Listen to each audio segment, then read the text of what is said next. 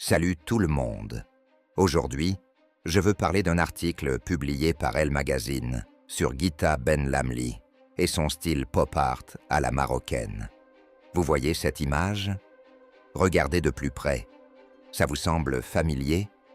Cette image, utilisée comme base artistique, représente en réalité une femme algérienne de la tribu des Ouled Naïl. C'est une photo historique et emblématique, symbole d'une culture riche et spécifique à l'Algérie. Alors, pourquoi est-ce revendiqué comme du pop art marocain? Ce n'est pas seulement une erreur, c'est ce qu'on appelle l'appropriation culturelle.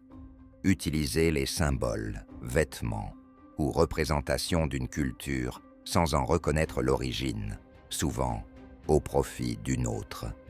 Ce genre de pratique est problématique.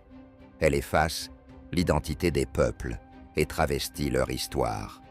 Ce n'est pas la première fois que ça arrive avec les Ouled Naïl, une tribu algérienne connue pour son héritage culturel unique, tout comme cette photo célèbre de Landrock et Lehnert, qui est exposée au musée du quai Branly et au Smithsonian Museum of African Art.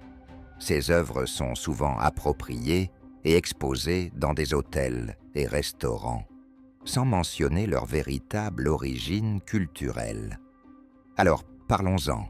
Êtes-vous d'accord pour dire que les médias et les artistes doivent être plus attentifs à respecter les origines culturelles? Dites-moi ce que vous en pensez dans les commentaires. Et partagez cette vidéo pour sensibiliser davantage